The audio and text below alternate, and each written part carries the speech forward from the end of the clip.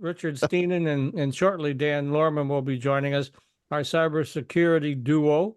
And what I asked them to take a look at is, we're at the end of the year, so I asked them to take a look at what were some of the big breaches and hacks in 2023, and then what's kind of the outlook for 2024. I know we don't have that crystal ball, but got an idea what might be coming. And ransomware is not going anywhere anytime soon, is it, Richard?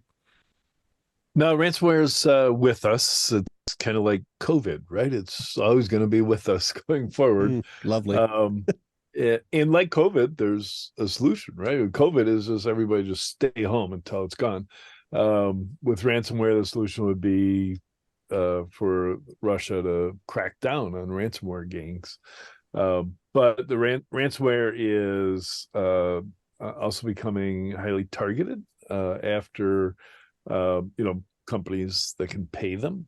The dual use ransomware, in other words, first they ransom your data by encrypting it, and then they also hold it hostage with the threat of releasing it to everybody. So you got that double thing going on all the time.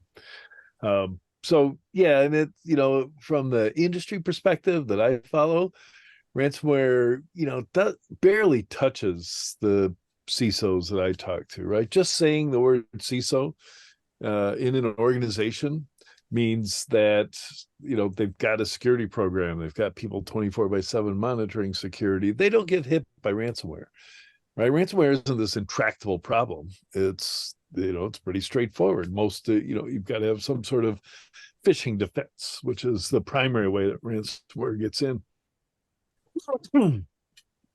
It's my mute didn't work. You heard my cough. Ransomware is recoverable from if you only did this thing that I know I was using in Saline when I graduated from Michigan in 1982. It was called backup and recovery, where you backed up your computers to tapes, and you did that every day. And then at the end of every week, you created a weekly backup, and you somebody took them home to a fire safe in their home and kept them there. And that's what you used to do. For some reason today, we're so reliant on, the cloud to do backup that we just kind of forget to do backup. A reminder to everybody, anytime you're listening to a program and somebody says to back up your systems, you've got less than 24 hours back up your system before a crash happens. So you've just got to go do that today. But that's the solution to most of the pain caused by ransomware. You say, screw you, guys in Russia or whoever. We have all of our data right here. We just click a button, flip the big switch, pull it over here, boom, all of our data is back because we had it on hot standby. That would be ideal. There have been some very successful companies this year selling backup services, and that's just kind of table stakes if you want to be part of the next generation of digitally transformed companies. Yeah, you make the point, and I don't know if Matt's getting flooded. I'm getting flooded with phishing attacks. You just won something, click here. And it's really obvious because they don't design them very well. They're clearly not. And I always hover over the URL to see where it really wants to take me, right? And invariably, it doesn't match up with whatever it is I just won. So, or you also hover over the from address, and it's something completely bonkers. It's certainly not Amazon or AT&T or whoever they claim to be. Right. So. Yeah. So, but we are aware of this. Problem is, a lot of other folks really don't seem to be aware of these phishing attacks. Right. That's really the bugaboo. Sure. Yeah, and that's always the case with security in general. I know a lot of like the government's top security people in CISA, etc. It seems like their job is to warn us that we have to take action and do something positive and back up your systems and install multi-factor and use a zero trust, right? So they're preaching to us to do stuff that you're supposed to do. I gave up on that 2 decades ago, because I would identify a new attack. I'd say, look at, I think it was Lowe's that got targeted here in Southfield. Some of us know one of the people who was involved in that. and it was basically a Wi-Fi drive-by in the parking lot, and they broke Mhm. into the systems, and they're stealing credit cards right off the point of sale terminals. So I wrote it up and I warned all of the retail operations, watch out for this. 3 years later, TJ Maxx got hit by the exact same thing. Somebody in their parking lot with it. And I realized, whoa, the IT department at TJ Maxx is never going to read my succinct and really valuable information. So you just can't get to the people who need the information. You can't tell people to be ransomware savvy because of not listening to your program. So it's just like give up and go home. Now, the one thing that will get people to pay attention is when they get hit by ransomware. So in effect, the bad guys are doing the security awareness training for all of us, just as they do when they take over your Facebook account because you didn't have two-factor authentication in, and you have to tell all your friends that those messages selling Ray-Ban sunglasses are not coming from you. After that, you install two-factor authentication on your Facebook account. But don't bother doing it on Twitter until the same thing happens to you on Twitter, and then you do it. And it's just a learning curve, and everybody has to go through it. The Pentagon's gone through it several times. The Office of Personnel Management has had to go through it several times. The government just keeps learning the same lesson over and over and over. Everybody does. And I'm sorry if I'm starting to sound like the Grinch. Hey, Dan. Yeah, I was going to say Dan Lohrmann, however, doesn't click on phishing newsletters or emails that come in, right, Dan? I don't know. I taught security awareness for 7 years. That was the company I was with. So yeah, no. So that's what we were talking about. We were just starting off on what were the big things that hit us in 2023 in terms of cybersecurity. Sure. And of course, I brought up ransomware because it's the gift that keeps on giving. It doesn't seem to go away, Yeah, well, it's expanded. The numbers, they say, look at the statistics were down in 22, but up big in 23. So I totally agree. Ransomware was the top story. I mean, I did a piece for Government Technology Magazine that says, really, I have 2023, the top story, the story that stole the show, if you will, was Gen AI. Gen AI just, generative AI, it was a topic with ChatGPT. People think of it out there. Everybody knows what ChatGPT is. But, at RSA and in the summer and just so many different ways, everybody, I work with CISOs all over the country, mainly in the public sector, but I know Richard does as well. Every conversation just moved towards Gen AI. And there's a lot of different aspects. We talk about predictions for the coming year. We'll talk about the same topic because, certainly, there's a lot of different aspects of that, kind of the good, the bad, and the ugly about Gen AI and ChatGPT and Bard and all the different tools. But I think that the first thing that just shocked us was when you look back at the predictions a year ago, it wasn't even on the list. I mean, nobody was saying Gen AI is going to kind of suck all the oxygen out of the room and was going to be the only thing people wanted to talk about.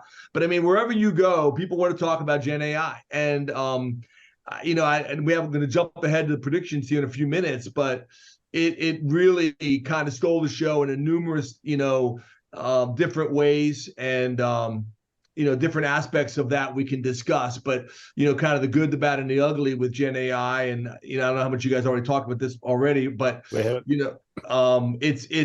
it's clearly does a lot of wonderful things. It'll rewrite your resume for you. It'll give you a lot of ideas about school homework assignments. If you're a young person listening to this, shouldn't do that. That's plagiarism. But it'll do a lot of good things. Also, it really does summarize material very, very well. But it also has hallucinations. It also can be poisoned. The data can be poisoned. And it also can be very, very dangerous for what we call shadow AI or shadow IT. And I'm sure we'll talk about that. So, yeah, I wanted to ask what have been the practical uses of generative AI? What have people actually used it for, both for good and for ill? Let me answer that because we were playing around with AI last year when ChatGPT came out. Because in my business, I try and categorize vendors of cybersecurity products. Very, very difficult. But we were poking around with AI and how can we train a model when all of a sudden ChatGPT came out and we started adopting it, not to categorize, But to first off the bat, we summarized what all 3,600 vendors do. So we wrote little essays on what they do. And we did that by giving it all the information it needed to write it. It was phenomenal. And then right now we're going through and grabbing every single product from every single cybersecurity company and summarizing what it does, what its features are, and lining it up with the MITRE ATT&CK framework, which is kind of a systematic way to describe how cyber attacks happen. Mind-blowing. But it is an example that everybody could use today. If you had a ChatGPT account, which I believe is restricted right now, you can't sign up for a new one. They had a little bizarre stuff going on over there, and they stopped letting new people join because they're so busy. They have 100 million users a month over at OpenAI. At And $20 a pop. That's a nice at $20 a income. pop. Yeah. Yep. They've got a little revenue. That's even more than Dan Lohrmann makes. I mean, come Oh on. my goodness. Yeah, that's So- those get into the numbers that start with a B, right? So yeah, Yeah. absolutely. Oh, yeah. So there's a little book written by a professor in Switzerland called The Little Book of Deep Learning. And I grabbed a copy and, I'm starting to read it. It says, anybody with a STEM education should be able to understand this book. And I'm reading the requirements, linear algebra, stuff like that. I go, hey, I got this. Opening paragraph, he starts using set theory notation, which I just can't handle. So I grabbed a copy of the first few pages, handed it off to ChatGPT, and I said, explain this without using mathematical terminology. And it did. It was beautiful. I could understand it completely. And then I said, okay, this is good, but make it humorous, so it's a little less dry. It wrote a hilarious description of, what machine learning really, really is. And when you see it, you go, yes, that is intelligence. I don't care what other metrics they're using. They're waiting for signs of reasoning capability and all the rest. It's like, this is not just random pulling stuff out of a hat. It understands the question and gives you the appropriate answer. And it can make up something funny about it at the same time. It's just mind-blowing. Mike. So my advice is get into it. I was going to say, if that AI could actually do that, that's kind of what I used to do for a living, was translate complex technical issues into language the general public can understand. Right. Holy cow. Imagine for students at LTU how valuable it is if you've got a textbook, just cut and paste it. Hey, how I think. Explain this in terms I'll understand. That I can understand. And I think mind-blowing. People have taken articles they've written, they take complex chapters in books, 50 pages, and say, summarize this in a page for me. Give me the cliff notes, if you will. Give me, and also people I tried this once. I actually haven't done it yet publicly, but looking for a better title for something you wrote, so you write an article, 4-page article, whatever, 1,000 words, 2,000 words, whatever, 700 words. What would be the best title for this article? And it gives you a really good title. It's funny. I already posted my predictions yesterday, and I already have somebody from Kenya who's already come out with a lookalike version of my predictions, which well done. My predictions for it's crazy. I mean, but it's like, I think somebody literally took the whole prediction report, threw it in the ChatGPT, said, give me a summarized version of it. And it's already trending on MSNBC. So, I mean, it's crazy that, wow. It's amazing how this stuff goes. But like I said, there's a lot of good you can do with it. There's a lot of good. The downside, and I'll just jump right into the predictions. We're in the final 15 minutes here. So I think the shadow AI or the shadow IT issue is a big issue. It's a big challenge. I love the prediction. Probably my favorite prediction for next year from Forrester. Really from probably might be all the predictions. It's called, we're all going to see bring your own AI, BYO AI. And I hadn't heard that before. Of course, we all know BYOD, bring your own device. So we all started bringing our own smartphones to work, or, now it's bring your own AI. So what does that mean? basically the concept is, it's great to say, Microsoft or OpenAI doesn't want you to use ChatGPT. They want you to buy the paid version with your own LLM. You talk to them, they'll say, yeah, you need to keep your data in your enterprise. You need to use your own data, train your data, do this, do that, secure it, make sure it stays in the perimeter. Here's the 87 things you need to do to make sure it's governed properly. That's all great. And $5 million later, you're going to have a great program. But most people don't have $5 million or $2 million or $1 million. So what do? They bring their own. They say, I'll just bring my own ChatGPT on my phone or my own Bard or my own, Google wants you to use Vertex AI, which is a really great product, which, stays in the enterprise. You can have your own LLM, your own large language model. Basically, you can control the data. You can control the outputs, the inputs, the security, the privacy, all of that. But it's not cheap. So in the meantime, what do people do? They're like, well, just like in the old days, if my management's not going to give me a smartphone, I'll bring my own smartphone to work. Now it's management's not going to give me AI, I'll bring my own AI to work. Now, the challenge becomes, where does that data go? Not only are you training, you're being fed from all the data in the world. ChatGPT is not unique to your company or your government. It's global. In addition to that, where does that data end up? People upload their code and say, give me better code. One of the practical uses, Matt, is to improve coding, improve all kinds of technical design, technical, you name it, whatever you do. Maybe I draw the first picture and say, hey, make this better. And I stick it in there and out comes the better picture or the better whatever, better code. But now you just uploaded all your code to the public internet.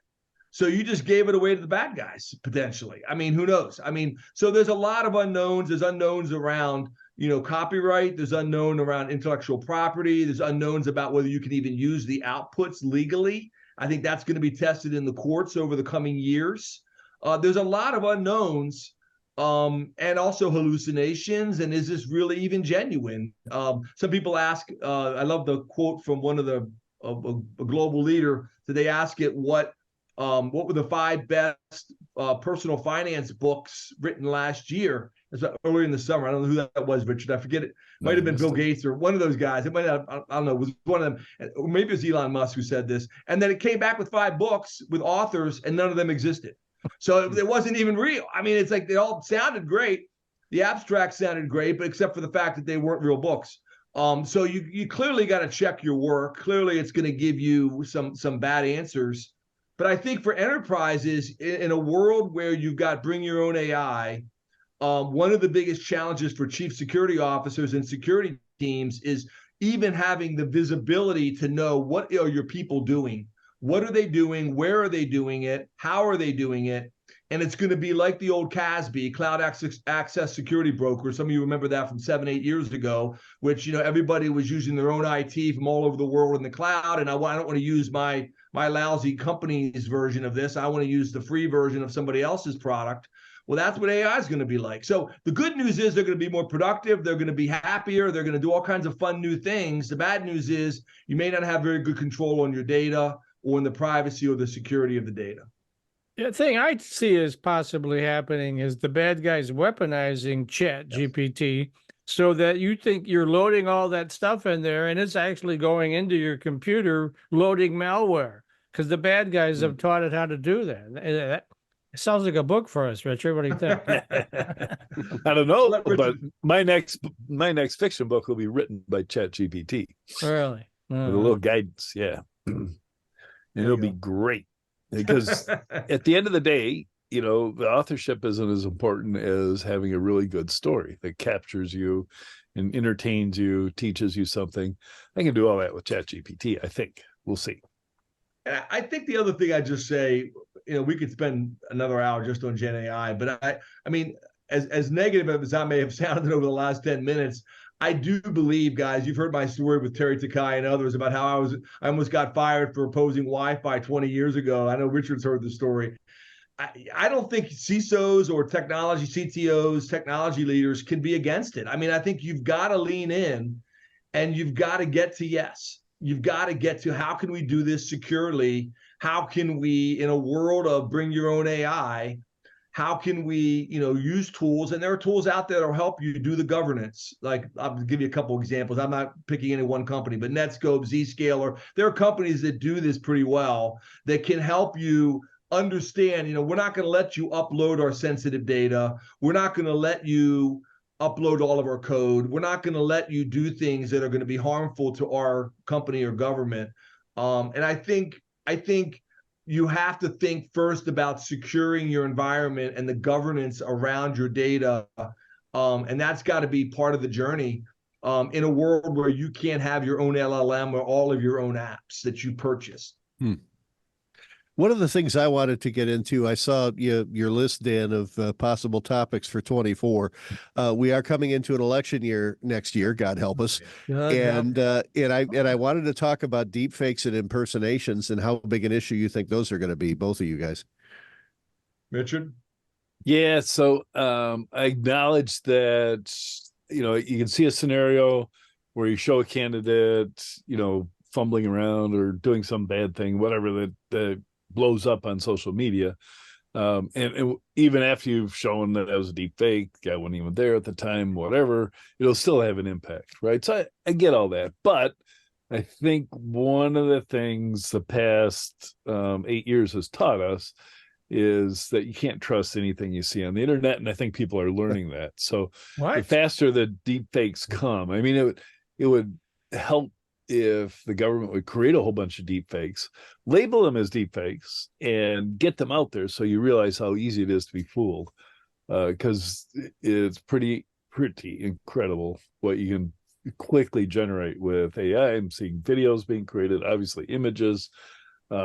It's a whole new world for media, and they'll be used for bad, no question. But we learn fast. Humans, they might not get the technical stuff, but humans are savvy. I know I'm one of the most naive people on the planet, right? I'll fall for anything. And most of the people around me are just much more savvy than I am. And I think that's the general case.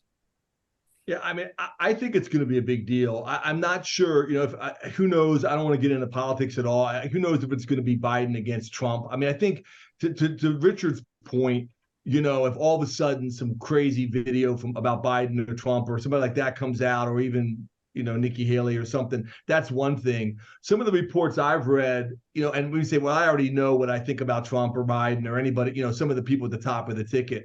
I think what will be a lot more subtle, and why I do think it will impact elections, and I tend to be a little bit more negative than Richard on this, is a couple things. One, I think it's for House races, for Senate races, people you may not know as much. Maybe you don't already have your mind made up on who you want to pick for president, but maybe senator, congressman, local council person, did they or did they not do this in my district? I don't even know who that is. Who's my candidate?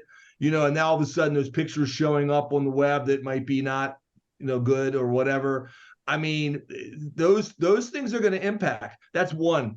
Another thing is when you start looking back at what happened in previous elections, it's even more subtle than that. It's like in discussions on, okay, the debates were last night, or this or that incident happened, or rally. And then you get in and you read, just even after football games, you see this, right? But I don't think we see this in football games. Is, the 150, 200, 500, 1,000 comments on, these articles. And it's like, how many of those are real people versus how many of those are fake comments? So they can sway your opinion. It's not like necessarily there's a fake Trump or Biden or somebody else showing up. Maybe there will be, but more like, it's, you guys know this better than I do, but it's not just winning the debates, it's winning the after arguments, right? It's winning the argument over who won the debate. And it's, right. So people getting in and putting fake comments out there, faking this, faking that. John from Philadelphia says this, Sarah from New York says that. Is there really a Sarah from New York, or John from Philadelphia, or is that a deep fake? And literally they might be in there very, very smart, witty, funny, this, that, everyone, and they're swaying your opinion in the comment section. Yeah, I just heard in the 2022 elections, 40% of all social media comments were generated by Russia and Iran. It's like, what are they doing on our elections? Right? They're there. That's what I'm talking about. There Yeah, I used to think be you're a right, show on TV called Homeland, and about 3-4 years ago, they showed the boiler room in Russia where all these fakes were, putting up all these comments, pretending to be somebody else, and kind of ahead of its time. But that's really what's happening, I think, more and more. I mean, a lot of countries out there don't like us much, and so they know how to get to us is through social media, right? Yeah, and I think the other piece of it is, and we've talked about, Covey wrote the book, The Speed of Trust. I've seen The Power of Trust, all these different books about trust. And the challenge I see is like the end of trust. I mean, it's like nobody believes, you need to write that book, Richard, you and my, the end of trust. I mean, because it's like nobody trusts anything anymore. And we even say, and I wrote a whole article about this, is that's not what we mean by zero trust. Zero trust doesn't mean you don't trust your wife. I mean, zero trust is about, zero trust is about the internet. Is that really my wife? Is that really Richard who sent me that email, or is it a fake email? And zero trust around digital communication. But can we trust our politicians? Can we trust our social media account? Can we trust the email we just read? I mean, those are real issues. And I think the other thing is, regardless of who wins or whether it sways the election one way or another, whatever happens a year from now, it's like the trust in that administration is under attack. And so, like, was it fraudulent? Did I get cheated? Was there somehow I deserved to win but I didn't? I mean, I'm not just talking about president. I'm talking about any electoral race. I mean, we have to have trust in our elections, and that's so important.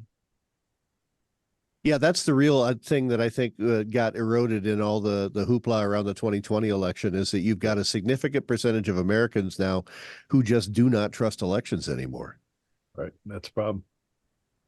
It is. Majority of Republicans in the last survey think Donald Trump won. So, I mean, it's not me making this up. I just read some surveys. So, yeah, and I tend to vote the right of center, not left of center, but I certainly believe that's I've gone on the record publicly, said it before. I think the elections were, were there a handful of votes one way or another? There's a little bit of fraud in every election, but I think that's ridiculous. I think Biden won fair and square. But I mean, the reality is that, yes, a lot of people believe that. And I think, I mean, we have to look at that. We have to look at how we can make, we have to work, and that's what some of the predictions are about. How can we work at making sure the election process is more trustworthy? Any other thoughts? Oh, go ahead. I was just going to say, we've come to the end of the segment, so I was going to ask both of you for contact information if people want more of what they've heard today and want help from you on IT security issues. Yeah, sure. Just find me on LinkedIn, Stiennon, S-T-I before E-N-N-O-N. Yeah, likewise, Dan Lohrmann, Lohrmann on Cybersecurity is my blog, and LinkedIn, Dan Lohrmann. Feel free to reach out, and love to chat with you. I did one final thought, guys. I did want to mention that I really liked, there were no predictions that I saw around, Cyber 9/11, Cyber Pearl Harbor, but I really liked the Gartner, in the blog, you'll see when we post this, there's a really great piece of, 7 disruptions you probably weren't planning. I think they did a real nice job with it around not raising the red flag of like scare tactics, but saying, what if these things happened? Are you prepared? So I like Gartner's approach to disruptions that might happen in the next 5 years with cyber.